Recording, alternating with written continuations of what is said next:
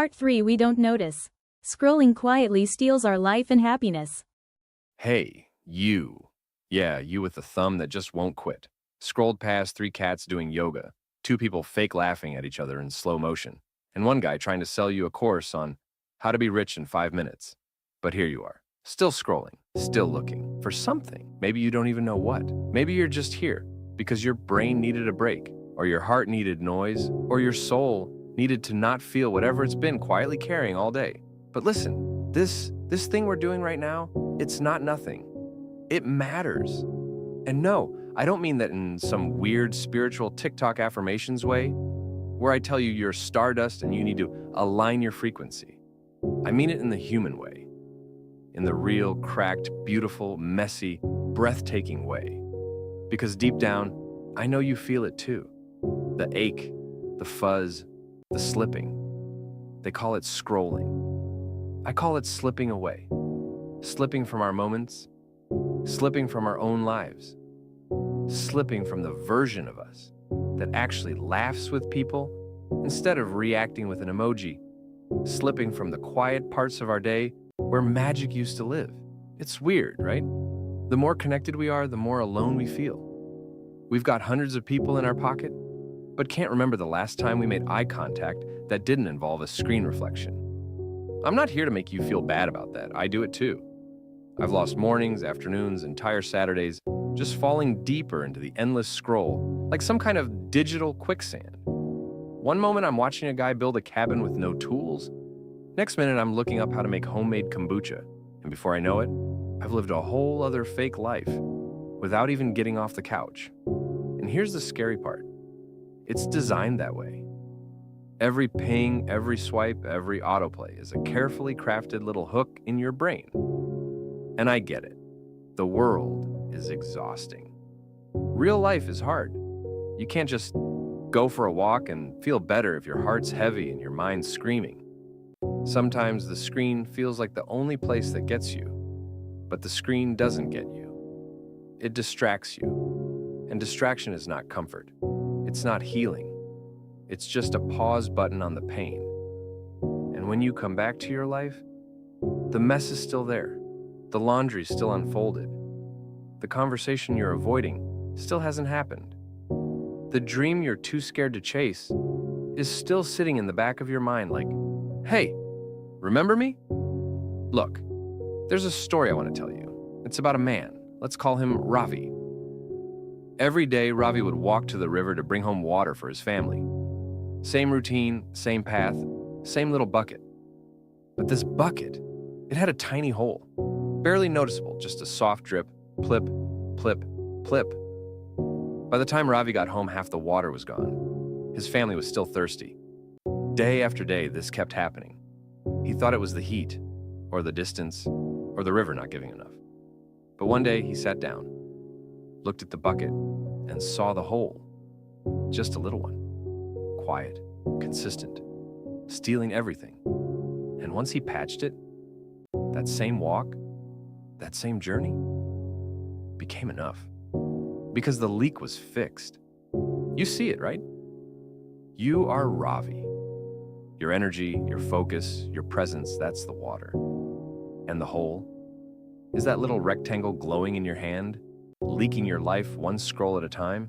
Nobody's asking you to smash your phone, or delete every app, or become a barefoot forest hermit who writes poetry about moss. I'm just saying, notice the leak. Just notice it. Because awareness, that's how the healing starts. Let me ask you something. When's the last time you sat still without trying to escape the stillness? When's the last time you looked out a window and just watched the world for 5 minutes? No music, no podcasts, no reels. When's the last time you felt a feeling without trying to mute it with a meme? We're all afraid to be bored now, but boredom is holy. It's where your mind goes to stretch, to breathe, to tell you what's really going on in there. And yeah, that might hurt at first, but pain isn't the enemy. Numbness is. Because you can heal pain. You can't heal what you've buried under 16 layers of short-form content. And I'm not judging you. I'm sitting in the same boat. I've caught myself opening apps before my brain even finishes a thought. I've looked up and realized an hour's gone, and I can't even remember what I saw. It's not a character flaw, it's a design flaw. The apps are winning, but you're still here. You haven't clicked away. You haven't muted it. You didn't swipe past. You stayed, which means something inside you is still awake, still watching, still reaching. There's still a part of you, quiet maybe, buried maybe, but very much alive, that knows something's off, something's missing, something's slipping. And that part of you, it's whispering, wait, don't leave. This feels like something I've needed to hear. That's why you clicked this. Not for the title, not for me, for you. Because your soul recognized itself in the pause. Because deep down, your heart is nodding along quietly like, yeah, this is it.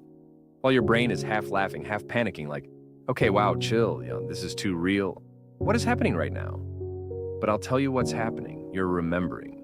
You're remembering that there was a time when you felt more present, more alive, more you.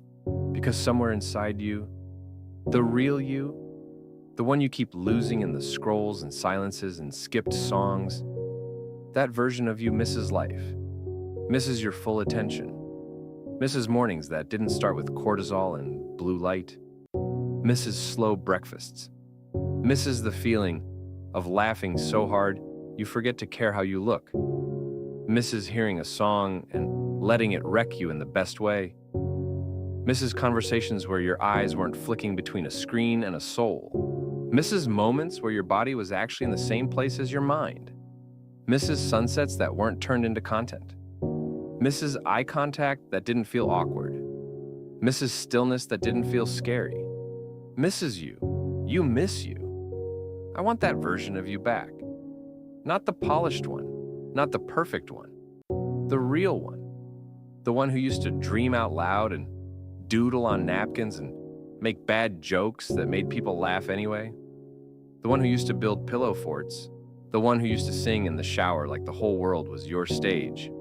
The one who didn't overthink every word, every post, every move. The one who didn't compare themselves to a million strangers they've never met. The one who didn't need algorithms to feel seen. The one who believed they could be something. Not because of numbers or metrics, but because they felt it in their chest. The you before the noise. The you before the feed became louder than your own thoughts. The you who used to feel things in full color instead of filtered grayscale. I want you to come back, even just a little. Even just long enough to take one deep breath that doesn't involve a like, a ping, or a scroll. Just long enough to remember what it feels like to feel. Not react, not repost, just feel. Put your phone down for a second. Just let it rest. Let your hands be hands again, not scroll machines. Look around your room. Really look. Notice the light coming in. Notice the pile of clothes you've been ignoring. Notice the photo frame with a memory you swore you'd never forget. Notice the coffee mug with the chip you keep meaning to replace. That's your life. This is your life. Not your Explore page. Not your FYP. Not someone else's curated aesthetic of perfection. This, right here. The messy, the ordinary, the quiet, the dishes you've washed 100 times, the shoes by the door, the plant you forgot to water, the way your chair creaks when you lean back, the weird sock hanging off your lamp like it's trying to start a new fashion trend. This isn't background noise. This is you. This is where it all happens. And I promise you, one day you're gonna miss this. You'll miss the nights you spent wasting time because they were never wasted. They were yours. You'll miss the moments you could have laughed or called someone or just been present, but didn't, because you thought there was always more time. You'll miss the friends who were right there, breathing the same air as you, while your eyes were somewhere else. You'll miss the chance to remember what it meant to be fully alive before being online took its place. You'll miss you, the version of you that was here, all the way here, breathing, noticing, feeling, human. So be here. even just for a little. Be awkward, be bored, be still. Let it feel strange. Let it feel unfamiliar. That's okay.